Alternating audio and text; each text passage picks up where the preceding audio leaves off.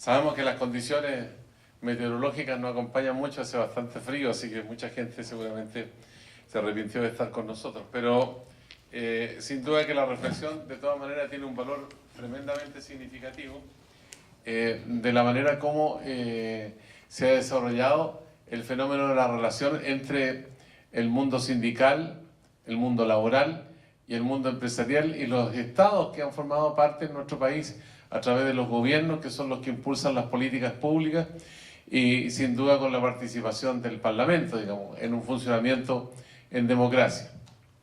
Pero recién estábamos comentando de la manera como los trabajadores comienzan a luchar por conseguir mejores condiciones de vida. La historia es muy larga de la revolución industrial para acá, pero aquí particularmente en Chile nosotros tenemos una historia que está muy ligada en el comienzo del siglo pasado, que dice relación con los movimientos que surgen en el norte de nuestro país en relación con las reivindicaciones de los trabajadores del salitre. Pero al mismo tiempo, a mediados de siglo, la industrialización de Chile, marcada fundamentalmente por los gobiernos radicales, ¿no es cierto?, con la creación de la Corporación de Fomento de la Producción, se da una impronta que es muy importante en términos también de la organización sindical. Y si al principio existía la Federación de Trabajadores, después se transforma en Central Única de Trabajadores de Chile. Una de las grandes figuras, digamos, de este movimiento sindical en nuestro país fue Clotario Blesa. Más tarde, con la irrupción, digamos, de la dictadura militar, se produce un quiebre que fue muy traumático para la sociedad chilena y por supuesto también que repercutió en el mundo sindical y en los derechos de los trabajadores. En la dictadura se desmantela prácticamente toda la legislación que paso a paso se había ido construyendo durante más de un siglo y se crea una nueva situación de facto porque venía originada, digamos, en las disposiciones de un régimen que se había originado al mismo tiempo en un golpe militar. Por lo tanto, ese cuadro significa retrotraer en el tiempo todos los derechos de los trabajadores prácticamente dejándolo en un nivel cero. Pero en la reforma laboral o el plan laboral que se implementa en el gobierno cívico-militar, sin duda que es un hecho muy trascendente, porque establece también un estatus no solamente para el mundo sindical, sino también con respecto a los fondos que los trabajadores aportan para sus pensiones y para su salud, que empiezan a ser manejados directamente por los capitales privados, con beneficios suculentos, como hemos visto a través de los años, para ese sector. Los gobiernos democráticos intentan revertir esta situación, pero en forma muy paulatina, ¿no? Y hasta el día de hoy hay muchos elementos que están pendientes, digamos, de la reivindicación de los trabajadores. Por eso que hoy día vamos a conversar en un par de rondas con respecto a esta materia, para ver cuál es el estado del arte, cuál es la percepción que tienen, y damos una explicación porque María Esther Férez es abogada, directora del trabajo, directora del Centro de Estudios del Trabajo, Relaciones Laborales y Diálogo Social de la Universidad Central de Chile. Fue atacada violentamente por un virus, así que no pudo llegar por acá como nos hubiera gustado, como estaba programado originalmente. Está con nosotros Marcos Canales, administrador público, actual subsecretario de Organización de la Central Unitaria de Trabajadores. Su trayectoria sindical comienza a principios de los 90 en el sector de la salud hospitalaria, como dirigente de base del Hospital Félix Bulnes y la Federación Nacional de Trabajadores de la Salud. Dirigente de la CUT desde 1998, ha sido encargado del Departamento Juvenil, de Relaciones Internacionales y director de la Fundación Instituto de Estudios Laborales FIEL. También está con nosotros César Toledo, abogado laboralista de la Universidad Diego Portales, magíster en Derecho Público, mención Derecho Constitucional de la Pontificia Universidad Católica de Chile, máster de Empleo, Relaciones Laborales y Diálogo Social de la Universidad de Castilla-La Mancha, Albacete, España, profesor de Derecho del Trabajo de la Facultad de Derecho de la Universidad Diego Portales. Partimos con el abogado, ¿no? ¿Me parece? Tiene micrófono para que comencemos entonces en una intervención que puede ser introductoria de unos 5 minutos. ¿Qué les parece? Perfecto. Y después tenemos otra ronda. Bien, agradezco la invitación que se me ha hecho llegar. Siempre es interesante recordar este pasado tan vivo, tan presente como es hablar del plan laboral y traerlo a colación precisamente cuando hace muy poco tiempo acaba de implementarse la llamada reforma laboral, vamos a contar el 1 de abril. Sí, voy a hacer un breve preámbulo disintiendo un poco de tus palabras en cuanto a la relación de conquistas de los trabajadores, por lo siguiente, porque esas reivindicaciones que con el plan laboral quedaron a foja cero, y en eso lo comparto plenamente, más bien si uno analiza la historia del movimiento de los trabajadores desde el siglo XIX, segunda mitad en adelante, más bien fue un verano de San Juan de la década del 60 y del gobierno de Salvador Allende. ¿Por qué? Porque incluso la propia CUT, cuando nace absolutamente deslegitimada, no reconocida por el ordenamiento jurídico. ¿Y por qué sucede esto? Porque las organizaciones de trabajadores que con muchísimo esfuerzo y soportando baños de sangre se organizan desde fines del siglo XIX y con bastante fuerza en las primeras 2 décadas del siglo XX, van a ser testigos de una decisión que se toma por una élite a contar del año 1919, y es cómo se va a trazar las relaciones colectivas de trabajo. El sindicato, ¿cuál va a ser? ¿Va a tener autonomía? ¿Se le va a respetar la autonomía de poder organizarse como mejor les venga en gana para la defensa de sus intereses comunes? Y la respuesta va a ser negativa. La voz disidente va a ser la de Deodoro Yáñez, que lo plasma en un reglamento que es bastante desconocido del año 17 sobre solución de huelgas, que hoy día sería muy bienvenido. Para votar una huelga solo se requería un aviso de 5 días y de 10 tratándose de lo que hoy día serían servicios esenciales. Eso se quiebra completamente. Y confluyen 3 proyectos de leyes del año 19 que se plasman en las leyes del año 24, que surgen efectivamente después del ruido de sables, siempre hay la fuerza de por medio con el nacimiento de las normas laborales, y allí ya comienza un cercenamiento de lo que es la autonomía de los sindicatos para, en definitiva, organizarse del modo que más les conviene, que fundamentalmente es una forma de organizarse mucho más allá de la industria, mucho más allá de la empresa. Pero ¿qué es lo que va a hacer la ley? Desde ese momento lo que sucede es que el plan laboral luego lo va a profundizar, va a decir organizaciones de partida, los va a discriminar entre organizaciones de obreros y empleados. Y como el sistema más le teme a la organización de obreros, va a decir, ustedes obreros solo se pueden organizar al nivel de la industria, no más allá. Federaciones y confederaciones dejan de tener poder de representación en las negociaciones. La huelga pasa a estar sobrereglamentada, al punto que Armstrong, quien más investigó sobre el tema, ha formulado que desde la década desde el 24 hasta el 73, técnicamente el 80% de las huelgas fueron ilegales. Y de ahí esto del cartel con huelga legal, digamos.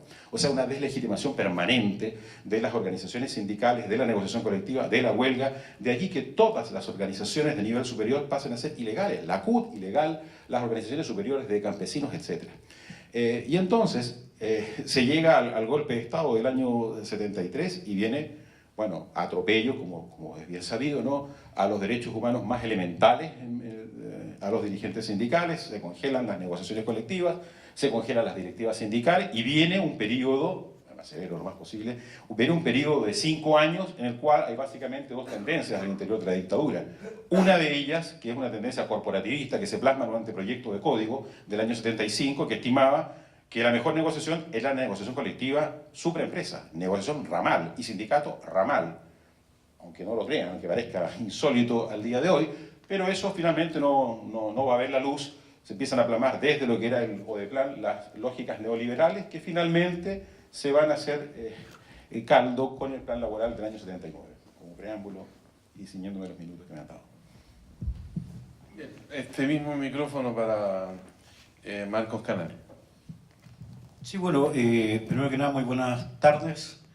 Efectivamente, cuando uno hace un análisis de un punto de vista histórico, yo diría que también son muchas las áreas o muchos los distintos autores que van dibujando, viendo parte específica del contexto histórico del movimiento obrero chileno. Yo podría decir que este análisis que se hace como introducción tiene un aspecto de debate histórico en el movimiento sindical chileno, que es el sindicalismo que es de hecho por un lado, versus el sindicalismo que está ligado al tema de la legalidad.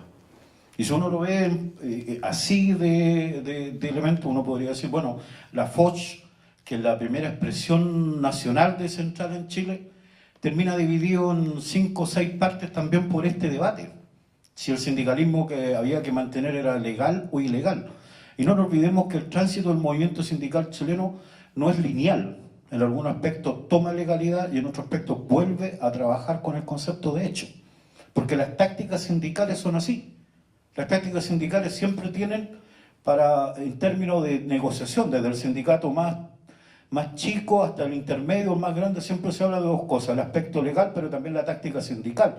Y eso es una convivencia que yo creo que ningún autor ha escrito mucho y desarrollado mucho en ese aspecto. O sea, ¿cómo es el tránsito, uno podría decirse, desde el origen del movimiento sindical chileno basado desde un punto de vista de un contexto del anarquismo que influyó en la mayor cantidad de sindicatos que estuvieron en la salitrera, porque existieron? Y de ahí a la condensación de juntarse, unirse en una sola central como fue la FOS. Pero también hay que verlo desde el contexto de lo que ha ido pasando. Uno podría decir, bueno, el segundo periodo que viene después de la FOS, en el caso de la CTC de los años 30, 40, también uno podría decir, bueno, el modelo ISI que permeó y marcó a toda Latinoamérica, también fue posible que generara aquí en Chile industrialización de mayor envergadura. Y que también fuera la antesala de que el Estado invirtiera en industria y que también fue un parámetro de fortalecimiento sindical. Y eso si nos vamos después al término de la Central Única de Trabajadores, efectivamente. Claro, bueno, son quiebres permanentes, o sea, el movimiento sindical chileno, yo creo que el movimiento sindical chileno no le asombra ni es tan complejo resolver sus temas desde productos de quiebres que ha tenido en todo su historial, porque la CTC también termina en un quiebre y después se vuelve a unificar en la suerte del Congreso de Unidad que encabeza Clotario Blesa en el año 53, yo diría 52 para llegar al 53, con la naciente Central Única de Trabajadores. Entonces, por lo tanto, ese aspecto también uno lo tiene que ir ligando, pero sí, yo creo que hay que poner acento en un elemento. Todo este tema que viene desde los años 20, 30, desde el nacimiento del movimiento obrero, se quiebra abruptamente a fuerza de balazos y sangre, que fue el año 1973. Porque también hay que hacer una cosa, más allá de lo que fue crudo o la crudeza que tuvo esta dictadura militar, que uno podría calificarla, bueno, aquí fue ensañamiento en las distintas etapas de expresión de violación de derechos humanos, pero también fue ensañamiento de un punto de vista comunicacional. Era para meter en la cabeza, cuidado con participar en determinadas cosas, porque si no te puede pasar esto. Y eso, pero también tiene un elemento mayor que fue soterradamente, por abajo se fue metiendo, que fue generar las condiciones para este quiebre abrupto, con esa crudeza, para la instalación de un modelo nuevo. Pero aquí también estamos matando todo lo que viene de conquista histórica desde el año 1900 en adelante. Si la ley de la silla, para los que las conocen, que cierta cantidad de horas trabajado, usted tiene que estar sentado cierta cantidad de horas, o salir a fumarse un cigarro, que se mantiene hasta el día de hoy, viene del año 1925, 24. Y hoy día tiene restricciones, pero hay un sinnúmero de leyes que se fueron conquistando, y no mecánicamente de un punto de vista legal, porque detrás de eso había movilización, masacre, Santa María de Iquique, la matanza de San Gregorio, la matanza de los ferrocarriles en Antofagasta, y vámonos después más adelante, en el caso del Paseo Bulnes, las masacres que existieron en los años 40, 30, y son producto de la movilización de la carne, de la huelga de la chaucha, bueno, todos esos elementos generando de que se consolidara algo que estaba dentro del Código del Trabajo. Y ese Código del Trabajo que surge efectivamente en 1925, 1930 en adelante, es abruptamente eliminado en el año 73, de un punto de vista jurídico me dirán el 78, el 80, sí, pero la masacre o el tema de matar este Código del Trabajo, de un punto de vista social, parte del 73, las primeras represiones del movimiento sindical, los bandos militares que existieron, por un tema de tiempo, un solo bando, decirlo, de que para poder hacer asamblea sindical había que avisar a la comisaría más cercana, estaban los dirigentes sindicales, los socios del sindicato, pero atrás estaban los militares con armamento para decir cómo tenían que ser las asambleas. Eso es un ejemplo de una primera introducción que nos lleva hacia adelante de los demás caminos que se han ido desarrollando, al paso también de cómo fue la instalación del plan laboral en Chile. Bueno, quizás habría que decir que en el desarrollo político durante la dictadura hay un elemento que es muy importante, porque todo este desmantelamiento al que hemos aludido, en el sentido de que todos los derechos de los trabajadores prácticamente son eliminados, y de toda la ciudadanía en general, que pierden lo que se había conquistado en varias décadas, hay un elemento que es importante. Quizás no había un reconocimiento que es a la Confederación de Trabajadores del Cobre y al Comando Nacional de Trabajadores, que implementa una forma de protesta y que se materializa en 1983, primero convocando a un paro nacional, pero frente a la amenaza de la dictadura, ¿no?, que era de aniquilamiento a los dirigentes sindicales, finalmente durante el día se revierte, digamos, la fórmula y se transforma en una protesta nacional que fue muy masiva y contundente. Toda esta situación, ¿por qué se da? Porque los derechos de los trabajadores han sido conculcados y porque los partidos políticos no habían sido capaces de articular un movimiento que permitiera, digamos, una masividad como la que tuvo la primera protesta nacional y las consecuentes protestas que tuvimos con la participación de la ciudadanía de forma masiva en todo el país. Pues esta situación comienza a articularse además con los movimientos políticos con dos grandes vertientes. Por una parte, los sectores más radicalizados, digamos, desde el punto de vista político, con los sectores socialcristianos y socialdemócratas que forman parte también de la policromía de la sociedad chilena. Pero en medio de la dictadura se implementa lo que nosotros conocemos como el Plan Laboral, el Decreto Ley 2200 y el Plan Kelly, que constituyen el comienzo de una serie de modernizaciones del Estado chileno. Así se llamaron oficialmente en la serie de medidas que se adoptaron, donde se pretendió entonces remodelar las relaciones laborales, de salud, de administración pública y gubernamental.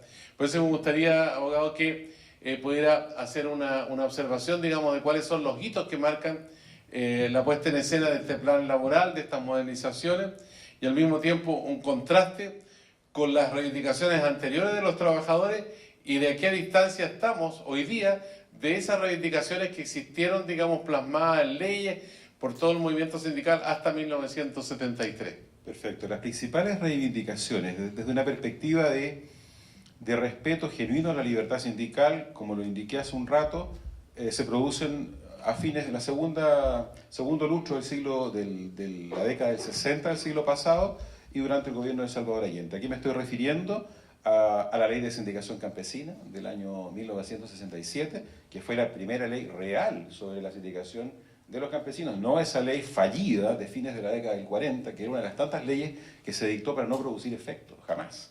Por ejemplo, estableciendo requisitos imposibles para ser dirigente sindical, prohibiendo el derecho de huelga, en fin. Fallida desde el día 1. Ley de sindicación campesina, en que la base de la sindicalización era la comuna, de ahí hacia arriba. En segundo lugar, el sistema de tarifados, que surge en el gobierno de Eduardo Frei Montalva en el año 1968, que en definitiva, en vez de reproducir esa constante de todos los gobiernos de enviar una o dos veces al año leyes para, debido a la inflación, aumentar las remuneraciones, se cita entonces a los mayores representantes de los sindicatos más representativos y las entidades empresariales más representativas por cada área de actividad económica para fijar estos mínimos, con, en definitiva, un poder vinculante. ¿Ya? Y esto hasta el año 73, e incluso después del golpe de Estado, ya no con poder vinculante, van a sobrevivir hasta el año 1975. Ese es otro hito, porque significa en la práctica, y es un modelo parecido que hoy día rige en Uruguay con los consejos de salario, de una negociación colectiva ramal. ¿Ya? Se perdió absolutamente aquello. Luego, el reconocimiento de las organizaciones de trabajadores de nivel superior, desde la propia CUT y otras organizaciones de campesinos, de profesores, etc. Fueron, pero rápidamente, dentro de los primeros 15 días después del golpe de Estado, se cancelan esas personalidades jurídicas, y ni hablar. Uno, a propósito de los hitos, Sergio, el año 1978, cuando empieza a descongelarse tímidamente lo que había sucedido a partir del golpe de Estado, se dicta el Decreto Ley 2376, que es un antecedente inmediato del plan laboral. Y lo que hace, y que es posterior a otro decreto de ley que había cancelado la personalidad jurídica de más de 500 sindicatos y de 7 federaciones, en el año 78. Y lo que hace este decreto ley es clave, porque señala la victoria del modelo neoliberal al interior de la dictadura. Establece que el sindicato va a tener un piso y techo en la empresa. Piso y techo en la empresa, la federación y la confederación no van a poder articular la representación de los intereses de los trabajadores en las negociaciones colectivas. Y coloca además un estándar alto para formar sindicatos, que no fue el del plan laboral, un 30% de los trabajadores de la empresa con un mínimo de 25. Muchísimas trabas entonces para poder negociar. Luego, Yo creo que varios ya saben que en el origen del plan laboral está una amenaza de boicot de parte de la AFL-CIO norteamericana en un seminario en Perú en el año 1978, que si no se reactualizaba la actividad sindical a través de normas en Chile, no entraba un producto chileno a puertos norteamericanos a contar del 8 de enero del año 1979. Y a partir de eso, en fin, se le encarga, se nombra ministro a José Piñera a fines del 78 con la misión de abortar este boicot. ¿De acuerdo? Entonces, lo llamativo, más allá del cuestionamiento de por qué esa central sindical abortó tan fácilmente ese boicot, que es una duda que se plantea ya contemporáneamente el plan laboral, ¿ya? Entre eso lo hace Guillermo Videla, uno de los que lo hace más vivamente en las revistas de la época que publicaba, en Revista Análisis, lo hizo en un informe muy completo.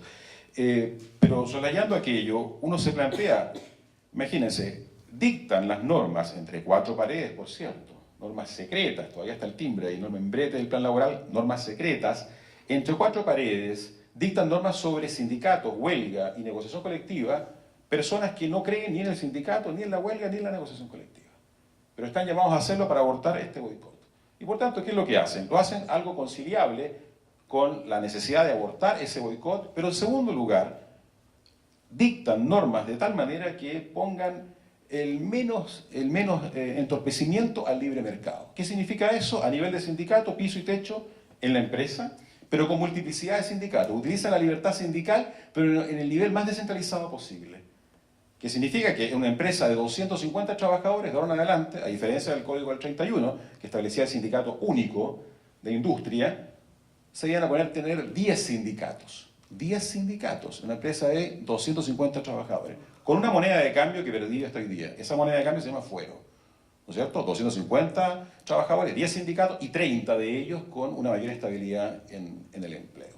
¿Ya? Pero ¿qué se hace? Se desarticula absolutamente un sindicato con poder al interior de la empresa. A nivel de negociación colectiva, se establece un sistema que no cree en la negociación, que el verbo rector negociar puede no conjugarse, y eso hasta el día de hoy. Hasta el día de hoy. Porque a diferencia de los parámetros de la OIT, que significa que la negociación está en vías de llegar a un acuerdo, pero puede fracasar, en nuestro modelo no fracasa jamás. Aunque no se llegue a acuerdo, vamos a estar presentes con un contrato colectivo, porque la negociación colectiva se ve como un mal necesario, una suerte de ritualidad que debe ocurrir cada cierto tiempo y terminar luego. Y si no se llega a acuerdo, hay vías de escape. La principal vía de escape, que José Piñera la explica muy bien, que es una moneda de cambio por la debilidad de la huelga, significa que los trabajadores dicen nos quedamos con lo que tenemos, pero al día de hoy sin reajustabilidad. ¿No es cierto? Que antiguamente se llama el artículo 369. Desde el día 1 del plan laboral está allí. ¿De acuerdo? Y en materia de huelga, también lo explica Piñera. Dice, la huelga debe estar gobernada por el mercado. Bueno, evidentemente, si está gobernada por el mercado, de huelga no tiene nada. O sea, desde el día 1 le facilita completamente al empleador para que durante la huelga pueda hacer lo mismo que hace todos los días. Pero además, en la versión original, con un tiempo fatal, 59 días. Al día 60 se entienden todos renunciados. Ese es el modelo. O sea, ya nunca más se va a hablar, y tampoco con la actual reforma, de una negociación colectiva empresarial y con sindicatos altamente representativos, que realmente puedan ser un contrapoder, porque a fin de cuentas, lo laboral supone, o la búsqueda, supone una búsqueda de una limitación al poder del empleador. Y eso evidentemente que no se logra ni se pretende lograr con el plan laboral. Bueno, hay un elemento importante que se ha mencionado acá y que dice relación con los cambios en la época de Frei Montalva, por ejemplo, con la ley de sindicalización campesina, en un ámbito, digamos, que significaba que los trabajadores del campo prácticamente no tenían ningún marco legal para su desempeño. Los salarios eran fijados arbitrariamente por los dueños de los fondos, los latifundios, y esa situación también estaba marcada por un horario que era de sol a sol, o sea, de que amanecía y aparecía el sol hasta que se ponía el sol, un trabajo prácticamente esclavo, con un concepto feudal muy imbricado en el desarrollo de esa actividad, con trabajadores, por ejemplo, que recibían una casa de adobe en el campo, con piso de tierra, y eran obligados, así se les llamaba, ¿no? Tenían que trabajar para el patrón, para el dueño de fondo, no podían ir a otro lado si el patrón lo necesitaba, y los hijos tenían cierta libertad, digamos, para ir a otro lado. pero muchas veces les pagaban con una ración de porotos, que era una palangana, con 2 o 3 porciones de porotos, digamos porotos crudos, ¿no? Y unas cuantas galletas. Las galletas eran unos panes grandes que les daban a los trabajadores.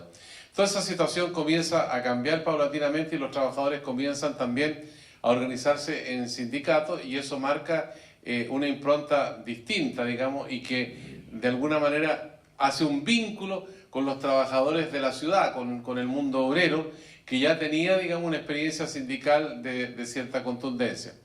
Pero todo esto, cuando lo mira uno hoy día, cómo evoluciona el movimiento sindical, se da cuenta que durante la dictadura, tal como se ha apuntado acá también, aparte del desmantelamiento, surge dentro de los trabajadores una especie de atomización. O sea, la dictadura apoya a un supuesto grupo sindical que representaría eventualmente a los trabajadores, ¿no es cierto?, dentro de ese Estado cívico-militar, y otro grupo contestatario, primero con la Coordinadora Nacional Sindical, después de la Central Unitaria de Trabajadores, y hay ya una muestra de atomización, a pesar de que los trabajadores tienen mucha fuerza en la recuperación de la democracia del país. Pero hoy día, ¿cuál es el estado del arte? En el sentido de que hoy día tenemos una cantidad mínima de trabajadores sindicalizados. O sea, uno podría pensar que la atomización está latente, no por la fuerza, digamos, que se ejerce desde el poder, sino porque forma parte también de una cultura de la individualidad, ¿no?, en que cada uno quiere trabajar para su santo. O sea, el sistema neoliberal apunta fundamentalmente a crear una situación distinta donde la solidaridad pasa a un segundo plano y desaparece. Ejemplo concreto: la gente sale a gritar a la calle masivamente, 1 millón de personas, 2 millones de personas, no más AFP. Entonces se habla de un 5% como aporte que podría significar un porcentaje para un fondo solidario para aquellos que tienen una baja pensión. Y la gente se opone. Todos los estudios de opinión pública muestran que el 5%, si llegara a considerarse como un aporte del Estado, de los empresarios, todavía no está claro eso, ese aporte es para mí. O sea, don todo para mí es la consigna de los mismos que están marchando en la calle por no más AFP. Y eso demuestra entonces que también existe un individualismo exacerbado. Pero otro elemento importante que me gustaría que comentara como dirigente de los trabajadores es la reducción sustantiva que hubo en los últimos años de trabajadores sindicalizados y del problema que hoy día nos muestra la Central Unitaria, con una crisis interna que yo no sé si la opinión pública alcanza a visualizar y cómo la entienden ustedes también, porque eso atenta en gran medida a las reivindicaciones que puede plantear el movimiento sindical, porque es un movimiento que está atomizado, porque hay otras organizaciones sindicales, por lo menos 2 más, pero además la Central Unitaria de Trabajadores tiene una especie de atomización interna. Esa es la visión que uno tiene desde fuera. Sí, bueno, lo primero que yo quisiera señalar en todo este tránsito de ideas que se ha ido generando es que hay que entender un elemento que para nosotros también es fundamental destacarlo, yo particularmente para mí también, en el sentido en que si uno hace el dibujo de lo que era el año 73 y en qué consistía el desarrollo del poder sindical, porque también hay que hablar del concepto de lo que es poder sindical, que se expresaba en 2 áreas que eran fundamentales. Una era el área propia del desarrollo de calidad de vida de los trabajadores, desarrollo del tema interno de su negociación, pero también había un elemento fundamental que aportaba el organismo sindical en Chile, que era la construcción de visión de país. Y es un elemento que no hay que dejarlo fuera en un debate. ¿Por qué yo lo señalo así? Porque eso es también un tronco histórico que tiene un movimiento sindical. O sea, la FOCH, y entendiendo que también que la FECH tiene más de 100 años de vida, ya venían construyendo un concepto de alianza social obrero-estudiantil en ese periodo. ¿Para qué hablar de la CTC, Pedro Aguirre Cerda llegando al gobierno, los frentes populares? Visión de sociedad también para construir. La CUT antigua, todo lo que parte creándose en el año 52. Una sola muestra breve respecto a este tema en lo cultural. Hubo un intercambio entre artistas, gente que tenía muy relacionado en ese aspecto con la CUT en el año 52. Y después eso se desarrolla de tal manera que en los años 70, Inti Illimani, Víctor Jara, muchos grupos más, y las distintas expresiones culturales tenían al centro de construcción social al trabajador. Y eso porque es alianza social para construcción. O sea, tampoco quitemos el mérito de que el movimiento sindical lo construye solo. Y yo lo digo a propósito de un elemento también. Hay documentación que indica que el día 12 de septiembre parte la lucha del movimiento sindical chileno contra la dictadura militar. No parte el año 83. Y las expresiones de organización sindical se dieron con toda la crudeza y dureza. Y con todos los costos de vida. Hablamos de degollados. Hablamos de gente que lo sacaron de sus casas por ser dirigente sindical y que no volvió nunca más a su casa. Estamos hablando de violación de derechos y de gente que inclusive pasaba. Yo escuchaba la radio cooperativa en ese entonces, bueno, personas que los mismos militares los mataban y los dejaban colgando en las rejas ahí en Pudahuel, para cuando saliera la trabajadora y el trabajador a laborar, no participara. Entonces, cuando se instala este tema, y aquí voy también al elemento fundamental ya respecto al tema de los 80, el famoso plan laboral. Claro, aquí se plantean son los 4 pilares que tiene ese tema. Y veámoslo. El primero, negociación colectiva efectivamente dentro de la empresa. Claro, si yo hago la síntesis de lo que es la reforma actual, alguien me podrá decir, bueno, pero ¿y ahora por qué no pelean por la negociación por rama de la producción? La negociación por rama de la producción partió en Chile, a lo menos desde antes del año 52. Y búsquenme un aspecto legal, ¿dónde está el documento que eso fue producto de una negociación, de un convenio o algo legal? Era de hecho. La negociación colectiva ramal recién viene a tener un marco de legalidad en el año 1972 con Salvador Allende a la cabeza. Y son elementos que hay que ponerlo para el debate. También me podrán decir la sindicalización, sí, pero la sindicalización llegó a un 33-34%, que es el periodo más alto de sindicalización en Chile, en el año 1972. Y con todo lo que aquí se plantea, que yo lo comparto, con sindicatos comunales también, campesinos, con todo un área de... Pero nunca se superó la sindicalización más allá del 33, 34, 35%. A lo mejor la historia tendrá que juzgarnos desde el punto de vista sindical en su conjunto, que no es un sindicalismo de cantidad, a lo mejor tiene que ser un sindicalismo de calidad. Puede ser. Y yo lo señalo también, ¿por qué? Porque si el pilar de negociación colectiva por empresa que se instaló tan duramente, efectivamente es un golpe. Porque más que tú negocies por rama de la producción, más que tú negocies con un piso básico como se plantea acá, que es un tema súper simple de entender. Yo negocio 1 metro de construcción de concreto, en el caso de la construcción, con un valor piso en todo el país. Ese es un piso de negociación para rama, y eso después tú lo vas modificando dependiendo si la zona es más compleja o menos compleja, si hay el norte o el sur son zonas extremas o no. Pero ese tema también deja fuera algo que no hay que olvidar, que es la huelga por solidaridad. Que es el aporte social que también el movimiento sindical lo tenía en el contexto de rama de la producción, si no solamente se movían por rama, sino que también había todo un tejido de huelga por solidaridad que se fue perdiendo al paso del tiempo también, y que los nuevos legisladores desde yo diría, de a continuación de los 80, de los 90 para adelante, no quisieron nunca variar. Pero también el concepto de huelga. El concepto de huelga también tiene elementos que son de hecho y que son de derecho. Así como hablamos de las masacres emblemáticas, en el caso que yo ya mencionaba, Santa María de Iquique, bueno, y no son emblemáticas las movilizaciones nuevas de los años 90 y 2000. Yo quiero recordar, por ejemplo, el año 90, en una empresa de bicicleta que está en Américo Vespucio Norte, muere un trabajador por oponerse a un bus de carabineros que iba entrando rompehuelga.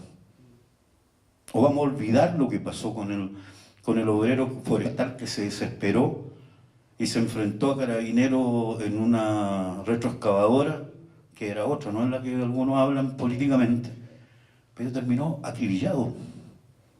O no vamos a acordarnos también en el caso de los contratistas de trabajadores que han muerto también en ese sentido. Entonces, pareciera que eso se pierde. Y yo lo digo ¿por qué? Porque mira, cuando hablamos de libertad sindical, como lo dibujaba Piñera en los años 80, era una falsa concepción de libertad sindical. Era esto que estamos viviendo hoy en día, divídete.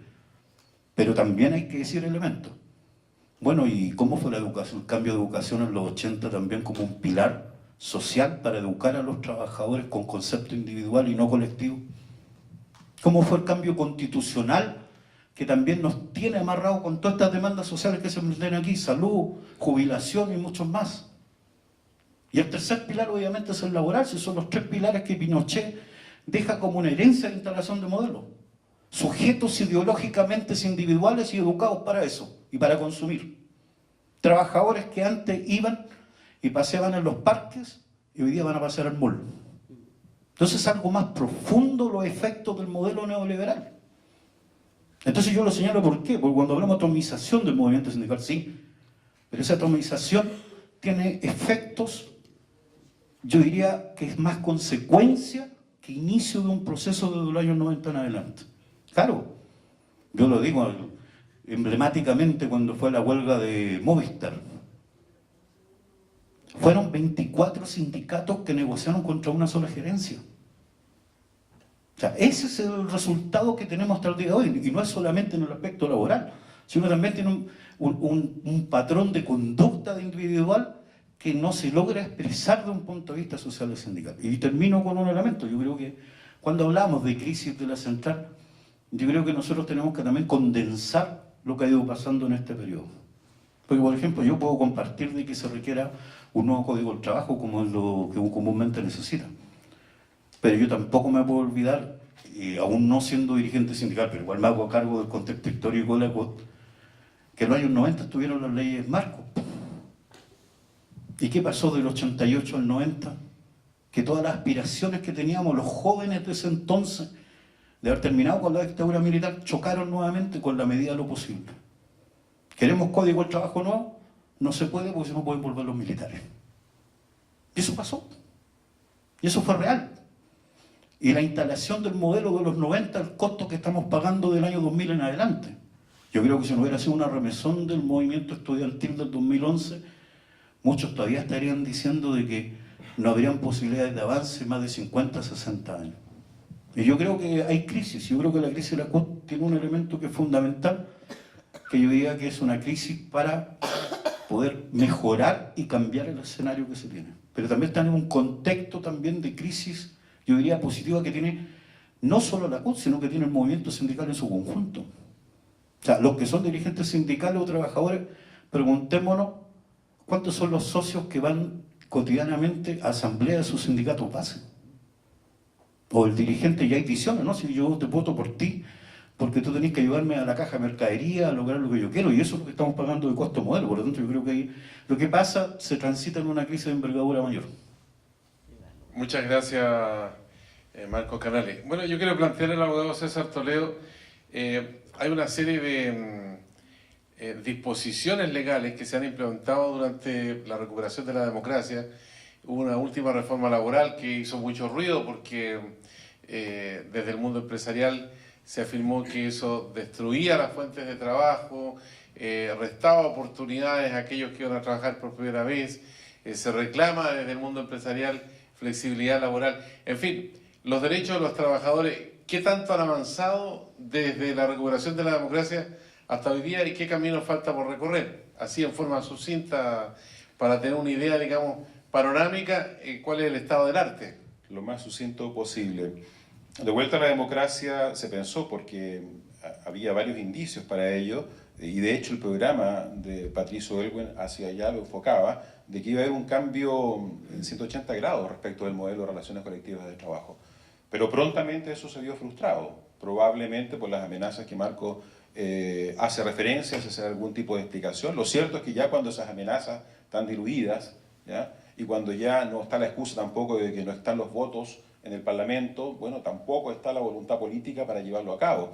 Entonces, desde mi perspectiva, habiéndolo estudiado con bastante detención, las reformas que se llevan a cabo desde en lo colectivo, desde la ley 19.049 del año 91 en adelante, son modificaciones bastante cosméticas y no son modificaciones sustanciales. Cuando digo que no son modificaciones sustanciales, porque no alteran, lo que yo ya he señalado acá, este modelo de un sindicato pequeño, poco representativo, multiplicado siempre en lo más descentralizado posible, a nivel de la empresa, una negociación colectiva que es estimada como un verdadero procedimiento, ¿no? Como una herramienta potente de sindicatos potentes, y un derecho de huelga que permanentemente ha sido limitado. Si no ha sido limitado por la ley, ¿en qué sentido? Que la ley lo que intentó hacer fue encarecer el reemplazo de trabajadores en huelga. Pero por mucho tiempo eso quedó en nada, además, porque la jurisprudencia de la Corte Suprema por cerca de 8 años la dejó en cero, incluso esa modificación que ya era tibia. Entonces, las modificaciones han sido, insisto, mínimas. O sea, no estamos hablando acá de remover obstáculos para establecer los cimientos de una negociación ramal.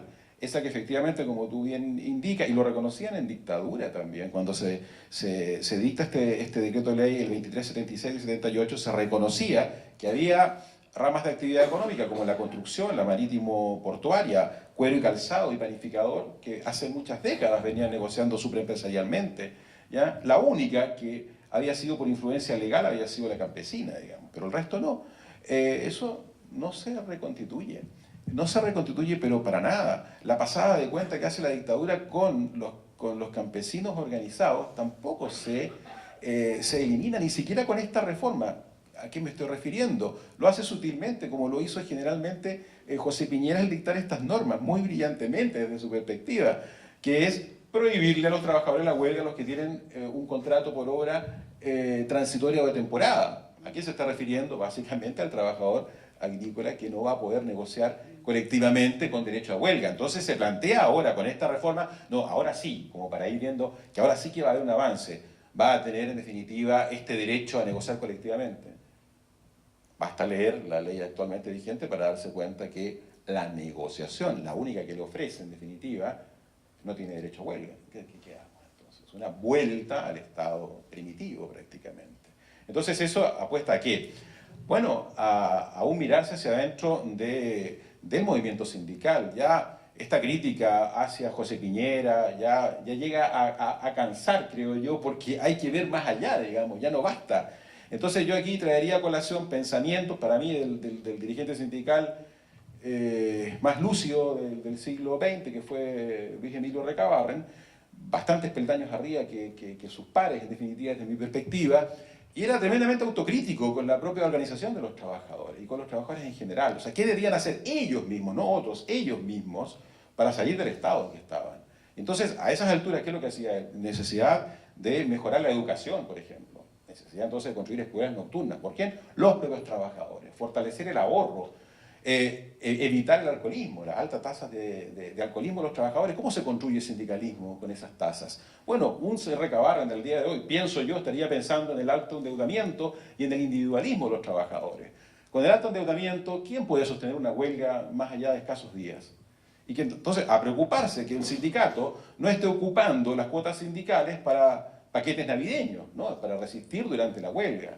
Bueno, eso el día de hoy está perdido. Yo creo que estaría revolcando en la tumba si supiera esto de los bonos término conflicto. En definitiva, el pan para hoy día llame para mañana. Digamos. Ese fue, digamos, que el momento en que la dictadura sabe que ganó, porque este es un éxito, en definitiva, para lo que se planteó, o para el modelo neoliberal, es el momento en que los trabajadores se jactan de haber ganado el bono de término de conflicto. ¿Cierto? Que les va a permitir comprar el televisor para ver, no sé, la Copa Confederación, por decirlo al tiempo de hoy día. Ese es el éxito.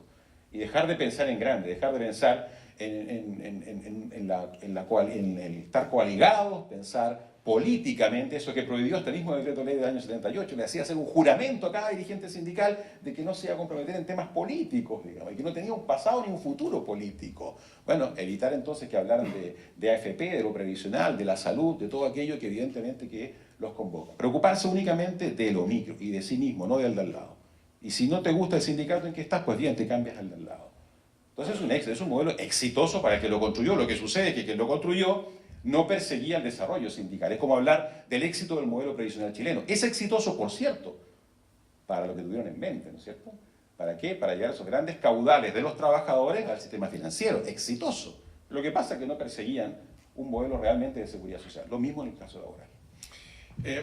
Marcos Canales, bueno, dicho esto, uno podría pensar que la Central Unitaria de Trabajadores que viene saliendo de una elección estaría elaborando o tendría pensada una estrategia en función de recuperar el espacio perdido y lograr otro tipo de reivindicaciones, dentro del sistema, porque a esta altura uno se da cuenta que no están en condiciones de cuestionar todo el sistema para sustituirlo por otro, sino más bien dentro del mismo sistema plantear posibilidades de avance sustantivos que permitan mejorar la condición de los trabajadores que se encuentran desmedrada, tal como lo describe el abogado. ¿Cuál es la estrategia que tiene la CUT para enfrentar el futuro? Bueno, la estrategia es sin duda que se requiere un reordenamiento de un punto de vista más orgánico de lo que tiene que ser el tema de los propios trabajadores, pero algunos elementos yo quisiera igual tirarlo en ese sentido. Efectivamente hay un elemento que pasó como colado en los años 90, que tiene que ver con el tema del primer intento de modificación en el caso laboral que aquí se menciona, y efectivamente en el caso, no se recuerdo si fue, parece que fue más Lagos que Elwin, o sea, más Lagos que Frey, que celebraban respecto a algunos elementos que fueron totalmente falsos. Lo digo a propósito de qué cosa. O sea, por ejemplo, cuando tú constituyes un sindicato, te decía que para un piso de constitución son 25 trabajadores. ¿Qué hizo en ese entonces los ministros que estaban en ese periodo? Lo bajaron a 8. Le dijeron, ¿sabes qué? Constituye un sindicato con 8 trabajadores, y de esos 8 trabajadores tienes un dirigente por un año, y si en el año logras tener los 25, sube a 3, si no, muere tu sindicato. Claro, comunicacionalmente, al año, todos celebraban que habían aumentado las cantidades de sindicatos en Chile. Efectivamente, aumentaron la cantidad de sindicatos, eso no se puede negar. Pero lo que no dicen es que al constituir sindicatos con 8 fue prácticamente las propias pugnas que existían también, pues existen en el mundo sindical, más allá también de la propia central, en que era más fácil dividirse que debatir y ponerse de acuerdo en un colectivo. Generaron que un sindicato de 24 lo dividía ahí por 2 sindicatos de 8. Por lo tanto, ¿aumentaste la cantidad de sindicatos? Sí, pero en base a la misma cantidad de sindicalizados. Es un elemento que hay que decirlo. Pero también el tema, y yo comparto plenamente lo que se plantea aquí el abogado, que lo más desastroso fue este tema también de imponer de que las huelgas, en el caso de permitir rompehuelgas, fueran pagadas por unidad de fomento. Es decir, que por cada cantidad de trabajadores que había, y si había que meter rompehuelgas, la empresa te pagaba una unidad de fomento, que al final nunca las pagó porque las huelgas siguieron igual. Entonces yo lo señalo, ¿por qué en ese aspecto? Porque efectivamente nosotros tenemos que construir desde los 2 puntos históricos que tiene el movimiento sindical. Construcción sindical para los trabajadores, pero también construcción sindical de un punto de vista social. O sea, nosotros no podemos abandonar el concepto de sindicalismo sociopolítico, porque es un trabajador que ve su ente en un punto de vista laboral y sindical para organizarse, pero también tiene el derecho que quiere impedir. Lamentablemente tiene nombre y apellido Piñera, aunque algunos digan que ya pasó de moda seguir dándole a Piñera, que es la derecha política de este país y la derecha empresarial. Y esos todavía operan permanentemente, y por lo tanto, ¿por qué ellos nos quieren negar a nosotros respecto al tema del desarrollo de que un trabajador o una trabajadora piense y sueñe en el Chile que quiera? ¿Por qué nos bombardean también en que supuestamente es más importante la crisis de la CUT que lo que pasó en la SOFOFA? Pues acordémonos. No, hay un gran debate ahora por alguien que andaba filtrando información en la SOFOFA. Y la SOFOFA dice que pena lo de la crisis de la CUT, pero cuando uno hace conferencia de prensa para decir, bueno, y le devolví la mano a la SOFOFA, bueno, ¿cómo están ustedes? No se responde en ese aspecto comunicacionalmente. Pero la estrategia para nosotros de fondo, en primer lugar, construcción social de país. Y eso significa alianza social. Y ya nos hemos dado cuenta que efectivamente hay una sociedad que es más crítica que antes, sí. Que plantea concepciones no de partidos tradicionales, también. Y no podemos dejar a esa gente afuera. O sea, la construcción sindical no es solamente de 1 o 2 partidos, tiene que ser más amplia. Y para eso nosotros estamos construyendo eventos que permitan también desde las CUT provinciales, porque por lo menos la gracia que tiene esta central todavía, que ha mantenido en el caso de la CUT, es que tiene representación a nivel nacional. Y es no menor en estos tiempos. Y por lo tanto es construir alianza social, pero también abajo.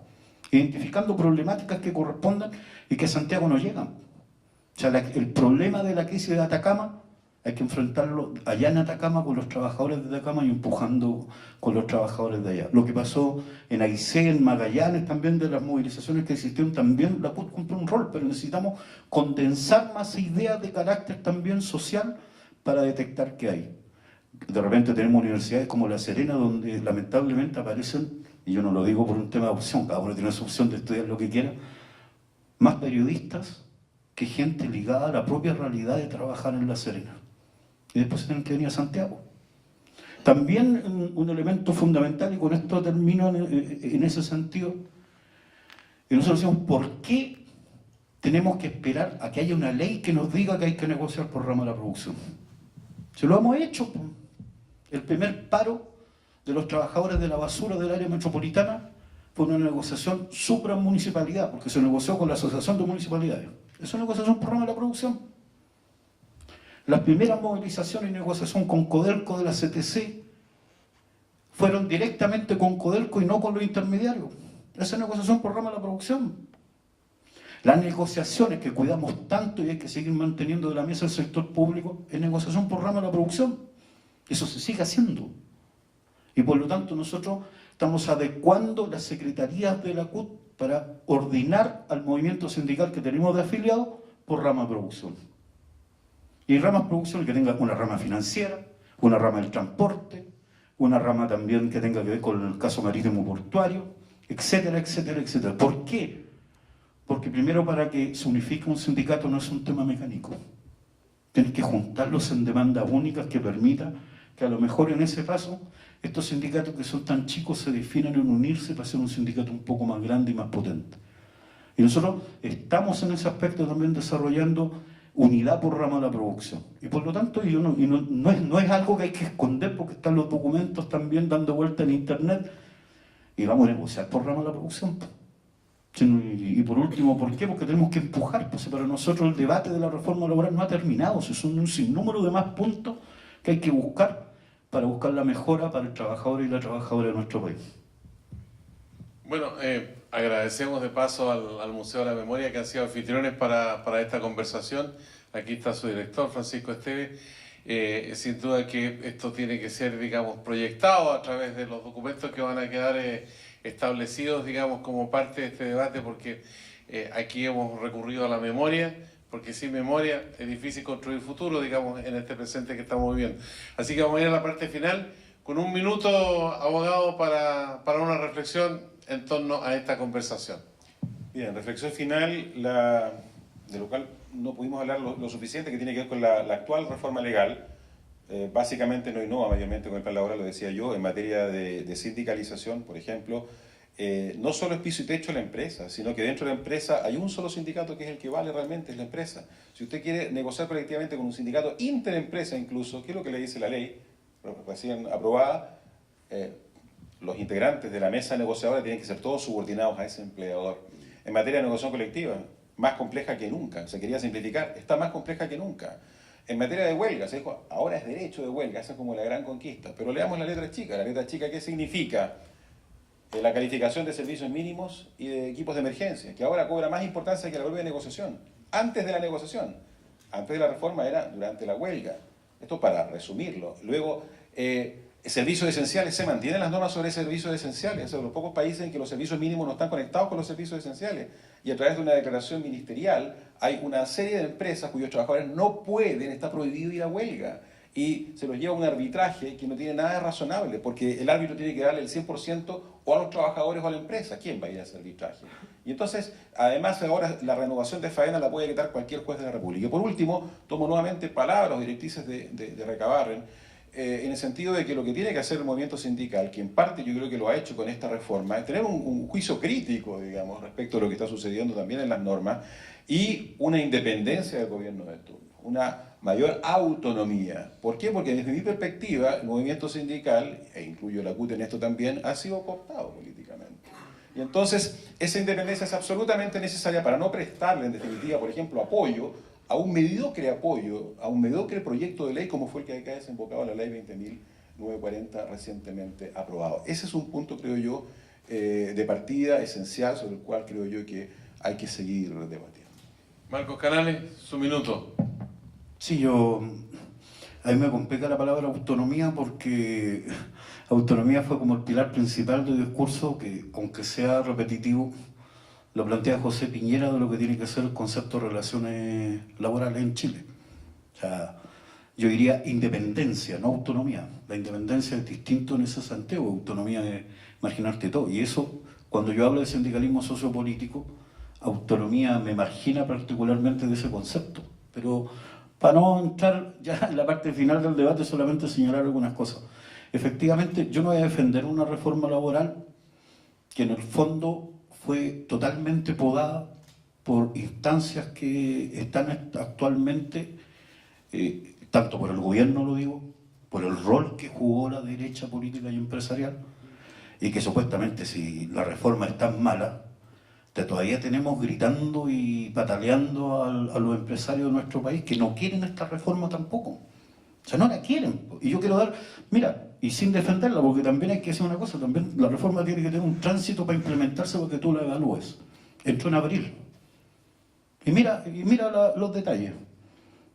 Ha llegado, y por eso hay que cuidar también el aspecto de cómo tú defiendes, no la reforma, pero los derechos que tú tienes que hacer con los trabajadores. Porque casi nosotros llegó una empresa, o sea, un sindicato que tenía que ver con el tema calzado, a preguntarnos pues, simplemente por qué el empresario lo estaba obligando a firmar el famoso tema de los turnos de emergencia dentro de su empresa. Bueno, pero y en el apego legal que dijimos, le respondimos lo que corresponde a la ley. El turno de emergencia no es para ustedes. Legalmente no es para ellos. Y efectivamente el empresario legalmente después entendió con abogado y todo que no era para ellos, porque ¿cuál era el tema de emergencia que tenían de que la empresa o que sus trabajadores fueran a huelga y le tenían que dejar un turno de emergencia? Si los turnos de emergencia son para empresas, como por ejemplo, no voy a mencionar para no hacer publicidad a nadie, una empresa transnacional de vidrio que un alto horno que tiene demora 20 días en apagarlo y 20 días más en que el alto horno vuelva a tener la temperatura suficiente para derretir el vidrio y hacer botella. Yo trabajé 2 años en ese tipo de empresa. Y por lo paso, ¿qué pasa si tú tienes una huelga de 15 días y al final tenés 30 días para la empresa? Puede ser, yo lo digo, yo no es mi afán defender punto por punto el tema, porque yo creo que el tema de lo bueno y lo malo se va a tener que entender en la propia implementación. Y yo quiero, pese a todo, como también hubo un problema, y yo diría, igual hay que saludar, que también hay cosas que se plantean como que son de hecho y no lo son. Cuando se dice, por ejemplo, que la huelga más larga que hubo en el norte en una minera privada no se pudo negociar por culpa de la reforma y se estaba negociando con el código antiguo.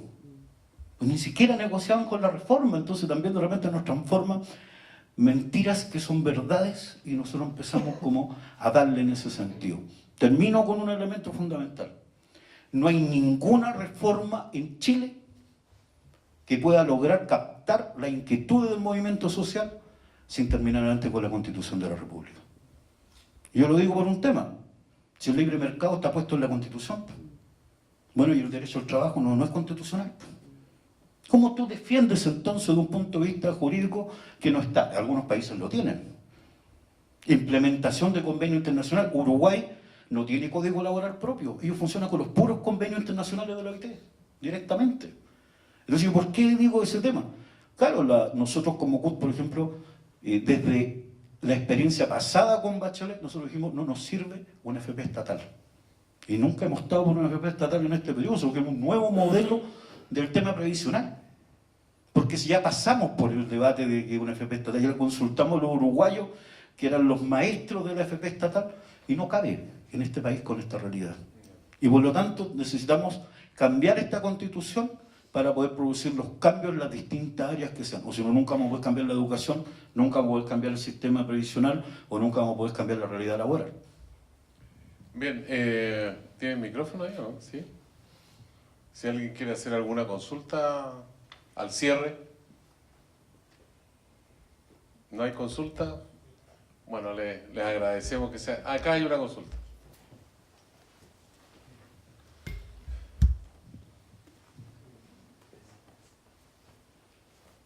Mi nombre es Claudia Muñoz, presidenta del Sindicato de Profesionales y Técnicos de Aguas Andinas.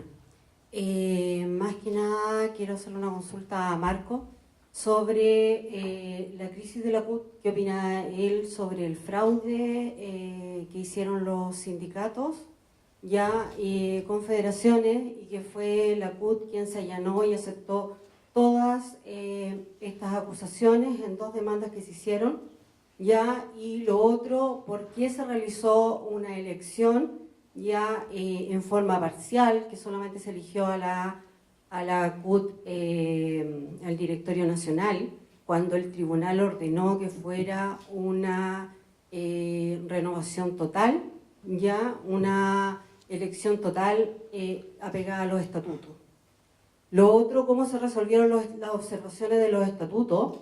Ya observaciones de fondo, como por ejemplo que en el Congreso no se cumplieron con el quórum.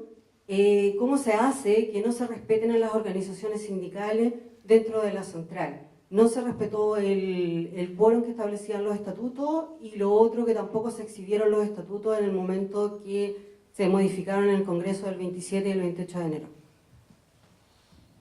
Sí, mira, yo quisiera ser franco en el debate. Yo creo que lo primero, con el Tribunal Constitucional Metropolitano, porque no era el nacional, era el metropolitano, ¿sí?